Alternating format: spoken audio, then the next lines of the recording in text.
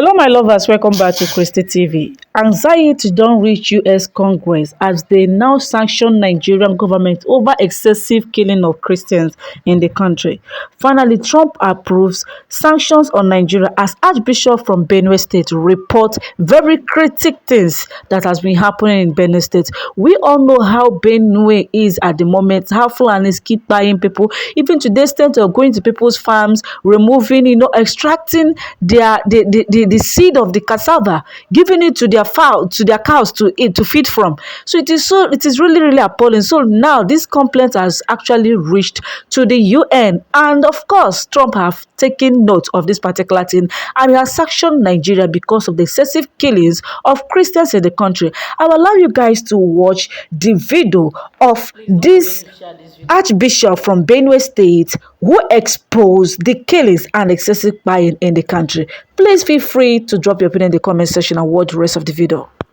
I am Wilfred Chikbana, but appear here as the bishop, the Catholic Bishop of Makurdi Diocese, the capital of Benue State in Nigeria.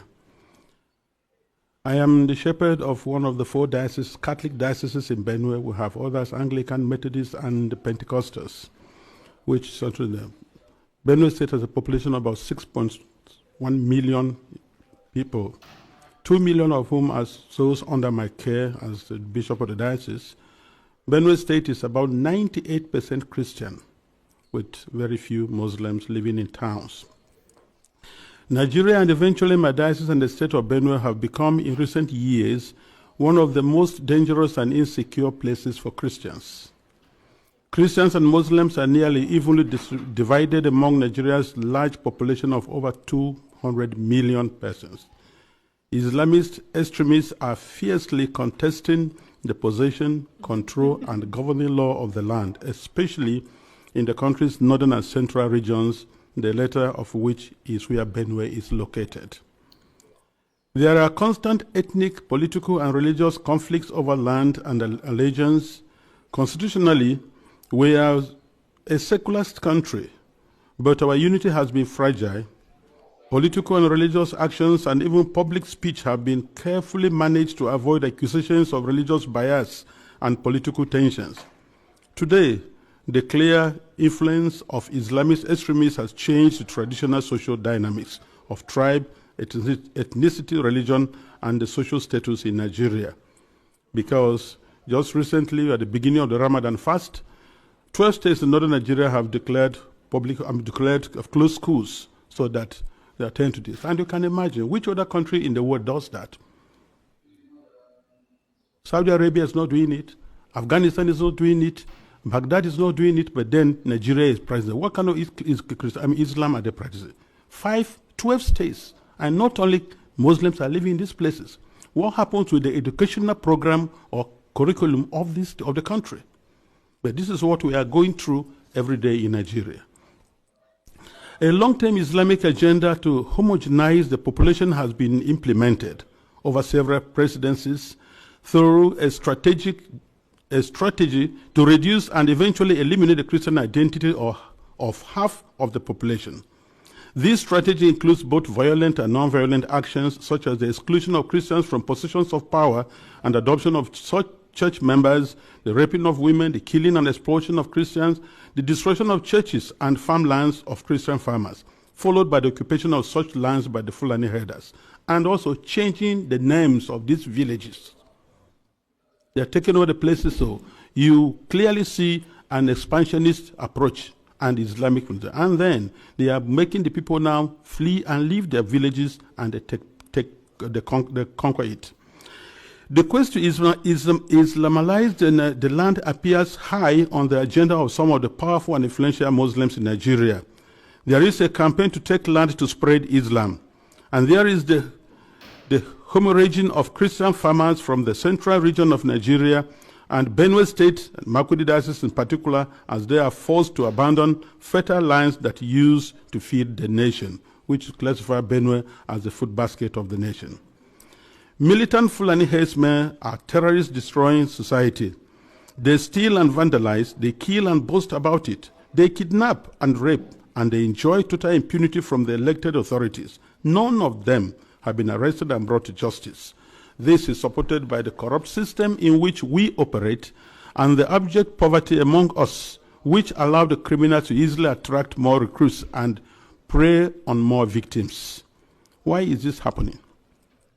Is it really a religious war?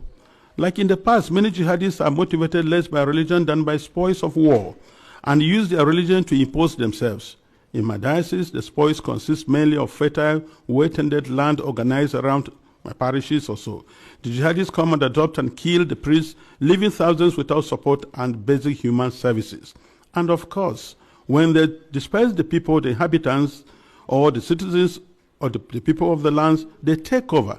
And any attempt to go back and take care of your farms, surely you get killed. The Makurdi Diocese in Benue State has been the epicenter of the invasion by these herders, who are more like hired guns of cattle oligarchies, who manipulate religion to rally the herders to eliminate the Christian population and cleanse the land in the name of Islam. This objective is behind the relentless attacks against Benue's villages. When we call for help to the police and the army, they do not come. At the end of 2024, several villages were warned by the attackers of the upcoming violence, and the leaders called the police for defense ahead of time, but they did not come, and the Christian massacres, almost customary, took place, killing hundreds in Plateau and Benue, with the worst massacre claiming 47 people. The militant also burned down the 8 Catholic churches of St. Mary's Parish in the Diocese of Boko, which in Benue State, as well as the parish house, clinics, schools, and other houses. The militant Fulani herdsmen bear on defenseless villagers without consequences. They follow orders to conquer, kill, and occupy. They attack even those who have managed to escape into our IDP camps. Thereby, they have no place to run to. And it is unfortunate that the police system in Nigeria, orders have to come from above. And such that once there's a call, and they say they have never responded. And by the time they arrive, these people have left, and the people are now living in the pool of their blood. What I have recounted above is happening not only in Benue State. I believe our experience in Benue is symptomatic of what is happening elsewhere in large parts of Nigeria. The experience of the Nigerian Christians today can be summed up as that of a church under Islamist extermination. It is frightening to live there. Apart from the violent campaigns and attacks against Christian villages, there are now attempts by the Islamic Council of Nigeria and various Islamic groups to impose Sharia law on the Christian populations. Already, 12 states in the north of Nigeria are under this sectarian religious law, and attempts to extend the same to the south of Nigeria, which they have started.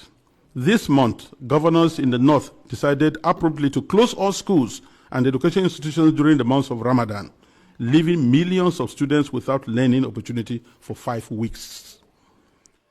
We live in fear because at any point it can be our turn to be killed, but to remain silent is to die twice. So, I have chosen to speak. I speak on behalf of the millions who are in the camps. In Benue State, in Makurdi Diocese alone, in my diocese, I have about 9 camps. 9. On the 5th of March, which was Ash Wednesday, we visited one of the camps, and many of my priests and religious went to the other camps, distributed them to begin the Ash Wednesday with our faithful who are there, because we are the voice of the voiceless. We have to talk for the defenseless. We have to talk about the weak and those who cannot talk about themselves. In one of the camps called the Mega Camp, there were over 3,000 inmates of that camp, and which was a record given to us by government. I speak on behalf of them and those children who have no husband, who have no father, and even their own voices taken away by the politicians who promised to help them, but have become the willing tools of the jihadists because they are talking politically correct statements, looking for next elections to come. I speak on behalf of those whose loved ones have been killed, but no one has even offered a word of consolation to them. I speak on behalf of the thousands of young girls who have been adopted and raped because no one, not even the media, mentions them anymore. Foremost, I speak on behalf of my flock who are unable to worship freely and unable to return to their ancestral farms and homes because that land has been ruthlessly taken from them by the armed herdsmen. And where they say they want to live in peace with the natives, if you must farm, you have to pay tax to hire the land which belongs to you. That is slavery, to say the least about it. As prosperous Nigeria is in the African continent, and I tell you, if there's outbreak of war in Nigeria, no country around us, Chad, Niger, Ghana, Guinea, Togo, no country can contain the population that will flee to these places. No country can be able to house over 5 million refugees. It's not possible because of that.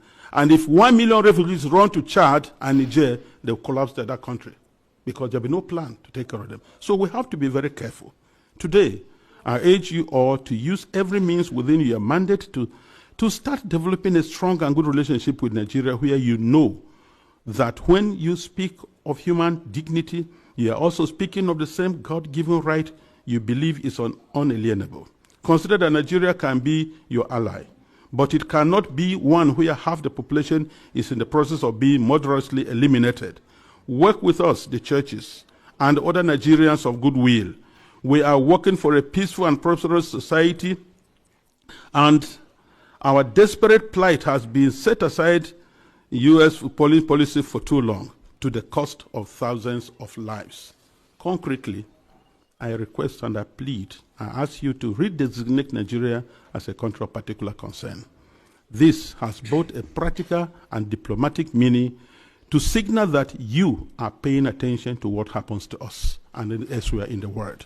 Because the policies the government is trying to put in place, so that to return the IDPs, build camps for them, relocate them from their homes, it is not durable and it will not work, because the government has already the population that is not able to take care of. And then you have over millions of people in the camps, and you want to relocate them to where?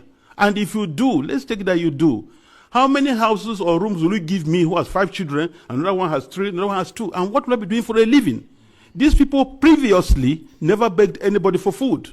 They were managing their lives, training their children, and building their homes. So nobody should have deceived us on the guys that you're going to resettle the IDPs. They have no jobs. So where you say them, what will be their place? And by the way, the fundamental question remains, if you resettle them to other camps or build places for them, what happens with the ancestral lands? Who takes care of them? And this is whereby I feel the government is complicit on this issue. Because these terrorists, Fulanis, displace them, kill people, and then occupy the place, and then change names, nomenclatures of these towns. For what reason?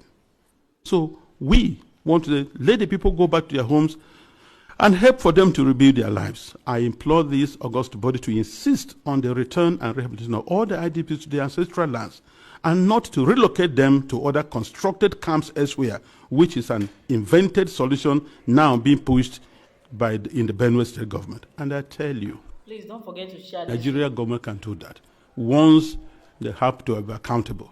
Because I know Nigeria, under the auspices of ECOMOG, was able to reinstate constitutional government in Sierra Leone and Liberia. And they can do that now. We have the capacity, but because the leaders that are not prepared. And I think that's whereby I look, it's not just conspiracy of silence, it is aiding, abetting, and supporting these terrorists to keep doing their work. This is my plea. Thank you very much for this attention.